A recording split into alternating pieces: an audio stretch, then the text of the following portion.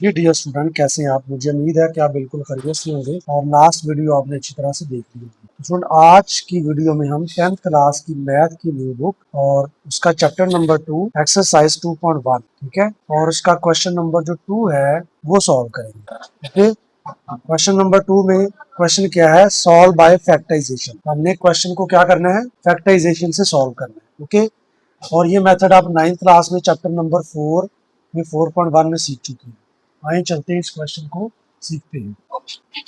Okay, question number 1 है x square minus x minus six is equal to 0। सबसे पहले तो कोई भी क्वेश्चन को सॉल्व करने से पहले आपने उसको स्टैंडर्ड फॉर्म में लिखना है। तो स्टूडेंट, ये हमारे पास है standard form, a x square plus b x plus c is equal to 0। अब आपने क्या करना है, यहाँ पे जो भी कोफिशिएंट है ना, जहाँ पे 1 है तो 1 को -6 से मल्टीप्लाई करना, ये हमारे पास आ जाएगा -6। अब -6 के आपने बनाने हैं फैक्टर, ठीक है। एक तो बनेगा 6 और 1, एक बनेगा 3 और 2। ओके, अब कंडीशन क्या होती है कि अगर हम इसको मल्टीप्लाई करें तो -6 आए और ऐड करें तो -1 आए।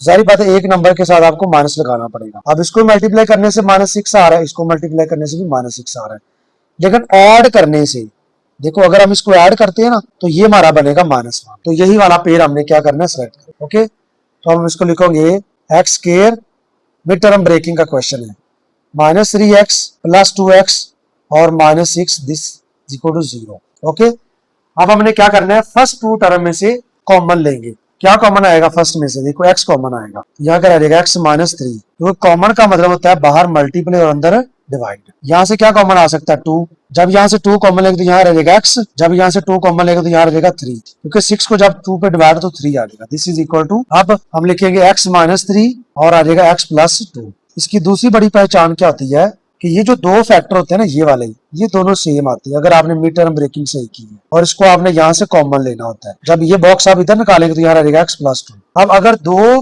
टर्म्स का प्रोडक्ट 0 की इक्वल, इसका मतलब दोनों यहाँ भी 0 हो सकती है, एक 0 हो सकती है, तो अब इसका मतलब ये दोनों ही 0 होंगी। तो x -3 is equal to 0, x की वैल्यू हमारे पास आ जाएगी +3। ये 0 किधर जाएगा? ये बेसिकली इसके साथ लिखा हुआ है, लेकिन 0 ऐड करने से कोई फर्क नहीं पड़ता, तो आंसर इसका 3 आ। यहाँ पे क्या रहेगा? x इज इक्वल टू -2 और +0, तो आंसर क्या रहेगा? -2 जाएगा, और यही हमारा क्या होगा? आंसर होगा। तो पे हम लिख देंगे सोल्यूशन सेट 3 और -2। ओके जी, अब इसमें एक ट्रिक आपने यूज करनी है कि बुक के अंदर तो आपको आंसर नहीं पता होगा, तो हम इसको चेक भी कर सकते हैं। साइड पे हम इसको चेक कर देते हैं, किसी एक वैल्यू के लिए इसको चेक कर दें। ये हमारे क्वेश्चन का पार्ट नहीं है, लेकिन हम इसको थोड़ा सा देखने के लिए कि हमारा आंसर ठीक है। तो जहां जहां पे x है वहां 3 पुट कर दें। अब 3 का स्क्वायर क्या होता है? 9। ये -3 और -6 -9 हो जाएगा, और देखो 0 0 की इक्वल आ। इसका मतलब ये हुआ कि ये हमारा आंसर क्या है? ठीक है। ये आप इसको रफ वर्क में कर सकते हैं। मुझे उम्मीद है कि आपको इस क्वेश्चन की समझ आ गई। अब चलते हैं इसका क्वेश्चन नंबर 2 जी। क्वेश्चन नंबर 2 जो है, इसकी स्टेटमेंट क्या? X square plus 3x -20 is equal to 0, -28। अब स्टूडेंट, हमने क्या करना है? -28 के फैक्टर बनाने हैं। तो क्या क्या फैक्टर है? 28 और 1, 14 और 2 और 7 और 4। अब एक फैक्टर के साथ माइनस लगेगा, लेकिन यहाँ 3 क्योंकि प्लस का है, तो सारी बात है 4 के साथ हम माइनस लगाएंगे। अब इसको ऐड करने से हमारे पास क्या आएगा? 3 आएगा। तो ये हमारे क्या होंगे? फैक्टर। ओके, अब हमने क्या करना है? इसको फैक्टराइज करना है। तो क्या लिखेंगे? X square plus 7x -4x -28 this is equal to. अब क्या करेंगे आप? फर्स्ट 2 में से क्या लेंगे? कॉमन लेंगे। ओके, तो ये हमारे पास आ जाएगा, यहां से x कॉमन आ जाएगा, यहां का रहेगा x प्लस 7, यहां से क्या कॉमन आएगा? -4, यहां का रहेगा x प्लस 7, क्योंकि कॉमन का मतलब होता है डिवाइड, अंदर डिवाइड और बाहर मल्टीप्लाई करना। तो जहां पे x रहेगा माइनस माइनस करेगा plus, this is equal to 0। अब ये दोनों टर्म देखो फिर दोबारा से सेम आ गई, ठीक है। ये वाली हमारी दोनों क्या आ गई है? सेम आ गई। तो अब क्या लिखेंगे? x प्लस 7 और ये क्या रहेगा? x -4। इसका मतलब क्या हुआ? x प्लस 7 भी 0 की इक्वल है और x -4 भी 0 की इक्वल है। एक x की वैल्यू क्या आ जाएगी जी? एक x की वैल्यू आ जाएगी -7, क्योंकि इधर प्लस हो जाके माइनस और ये माइनस हो जाके प्लस, और यही हमारा क्या होगा? इसका सोल्यूशन सेट होगा। ठीक है जी, इसको भी आप सेटिस्फैक्शन के लिए चेक कर सकते हैं कि हमारा आंसर ठीक है। एंड पे आपने इसका सोल्यूशन सेट जरूर। ओके, आई होप कि इसकी भी आपको समझ है। अब चलते हैं इसके क्वेश्चन नंबर 3 की तरफ जी। क्वेश्चन नंबर 3 हमारा क्या है? 6x स्क्वायर प्लस 13x और -5। अब आपने क्या करना है? 6 को -5 से मल्टीप्लाई करना है, तो क्या रिजल्ट आएगा? -30। अब 30 के फैक्टर क्या बनेंगे? एक 30 और 1 बनेगा, एक 15 और 2 बनेगा, एक 10 और 3 बनेगा, और एक 6 और 5 बनेगा। अब एक फैक्टर के साथ तो माइनस आना ही आना है, ठीक है जी। तो हम यहाँ पे देखें तो दरमियान में अगर प्लस आ रहा है ना, तो आपने छोटे फैक्टर के साथ माइनस लगाना है। अब देखो किसको ऐड करने से 13 आ रहा है, ये वाले फैक्टर को। 15 में से 2 निकालेंगे तो 13 आ जाएगा। तो यही हमारा पेयर क्या होगा, सिलेक्ट होगा। अब हमने क्या करना है, first term as it is, middle term को ब्रेक करके लिखना है। 15x और -2x और -5 दिस इज इक्वल टू। अब क्या करेंगे, फर्स्ट 2 में से कुछ कॉमन लेंगे। अगर आपको कॉमन लेने में प्रॉब्लम की प्लेस चेंज कर दे, लेकिन यहाँ से देखो 3 कॉमन आ रहा है और साथ में x भी। जब 3 कॉमन लेंगे तो 3 2s are 6 होता है। जब यहाँ 3 लेंगे तो 3 5s are 15 होता है।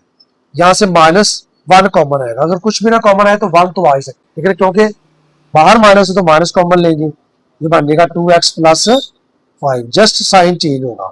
अब इसमें देखो ये दोनों फैक्टर आपके क्या आ गया, सेम आ गए। तो अब क्या लिख के लेंगे, 2x + 5 और यहाँ क्या रहेगा 3x - 1 इज इक्वल टू। अब इसका मतलब क्या है, 2x + 5 भी 0 के इक्वल है और 3x - 1 भी 0 के इक्वल है। ये 2 के साथ जो 5x का क्या हो रहा है, प्लस उधर जाके माइनस। अब 2x के साथ मल्टीप्लाई हो रहा है, उधर जाकर रहेगा डिवाइड। और इस मेथड को हम कहते हैं ट्रांसपोजिशन। ओके, यहाँ पे क्या करेंगे, 3 इधर क्या आ रहा है, 3 के साथ 3x के साथ -1 है, उधर जाके +1 हो जाएगा और 3 मल्टीप्लाई जाके डिवाइड। और यही हमारा क्या रहेगा, इसका आंसर आएगा। ठीक है जी। तो हमारा सोल्यूशन सेट आ जाएगा -5/2 और 1/3 और यही हमने इसका आंसर। आई होप कि आपको इस क्वेश्चन की भी समझ आ गई। अब हमारा क्वेश्चन नंबर है 4। इस क्वेश्चन में सिचुएशन थोड़ी सी डिफरेंट है। अब यहाँ पे हमारे पास जो क्वेश्चन है ना, वो स्टैंडर्ड फॉर्म में नहीं है। तो सबसे पहले हम क्या करेंगे, इसको स्टैंडर्ड फॉर्म में लेके आएंगे। इसका सबसे सिंपल मेथड होता है कि अगर आपके पास फ्रैक्शन है ना और फ्रैक्शन में कोई डिवाइड हो रहा है ना, ठीक है जी, उसका ले लेंगे एलसीएम। इसके नीचे 1 है तो 2 से मल्टीप्लाई कर देंगे, multiplying by 2 on both side. जैसे हम 2 से मल्टीप्लाई करेंगे ना, तो हमारा रिजल्ट क्या आएगा, x square -3/2x this is equal to 9/2। हमने मल्टीप्लाई करना है किससे, 2 से करना है ना, तो फर्स्ट टर्म को भी 2 से मल्टीप्लाई करेंगे, सेकंड को भी और थर्ड को। अब यहाँ होगा क्या, जो 2 है ना वो यहाँ से कैंसिल हो जाएगा, ये वाला 2 इस 2 से कैंसिल, ये भी 2 इस 2 से कैंसिल। हमारा रिजल्ट क्या आएगा, 2x स्क्वायर -3x और दिस इज इक्वल टू 9। अब क्या करना है, 9 को हमने उस साइड पे क्या करना है, शिफ्ट करना है। तो क्या करेंगे, 2x स्क्वायर -3x, 9 इधर क्या आ रहा है प्लस, तो जाके minus, this is equal to 0। अब करेंगे 9 2s are 18, 9 2s are 18, 18 के फैक्टर क्या बनेंगे, -18 है ना। अब हम डायरेक्ट बना लेंगे 6 और 3, 6 बनेगा माइनस का और 3 बनेगा प्लस का। ठीक है जी। तो हमारे फैक्टर क्या बन गए, -6x और +3x, -9 इज इक्वल टू 0। अब देखिए तो फर्स्ट 2 में से क्या कॉमन आ रहा है, 2x कॉमन आ रहा है, तो यहाँ क्या रह जाएगा x -3, क्योंकि कॉमन का मतलब अंदर डिवाइड और बाहर मल्टीप्लाई। जब 6 को 2 पे डिवाइड तो 3 आ जाएगा। यहाँ से भी क्या कॉमन आएगा 3, यहाँ क्या रहेगा x -3 this is equal to 0। अब ये दोनों टर्म आपकी क्या आ जाएगी, सेम आ जाएगी। देखो ये दोनों टर्म क्या आ गई है, सबसे बड़ी आइडेंटिफिकेशन इसकी होती है ये दोनों टर्म सेम आ रही है। अब क्या लिखेंगे आप, x -3 और अंदर क्या रह जाएगा 2x + 3। अगर दो टर्म का प्रोडक्ट क्या है, 0 है, इसका मतलब क्या होगा, इसका मतलब ये होगा कि x -3 भी 0 के इक्वल है और 2x + 3 भी किसके इक्वल है, 0 के इक्वल है। अब 3 इधर क्या आ रहा है, माइनस तो जाके प्लस। अब ये 3 इधर क्या आ रहा है, प्लस तो जाके माइनस, लेकिन 2x के साथ क्या हो रहा है, मल्टीप्लाई, उधर जाके रहेगा डिवाइड। तो यही हमारा क्या रहेगा, सोल्यूशन सेट आ रहेगा।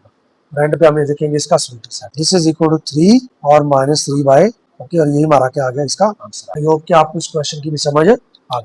ठीक है जी। तो नेक्स्ट वीडियो में हम इसी का पार्ट नंबर 5 और 6 सॉल्व करेंगे। अगर आप चाहते हैं कि वो वीडियो आपको टाइम पे मिल जाए, तो आपने क्या करना है, इस वीडियो को लाइक, शेयर और चैनल को क्या करना है, सब्सक्राइब करना है, ताकि हर वीडियो आपको टाइम पे मिलती है। Next video.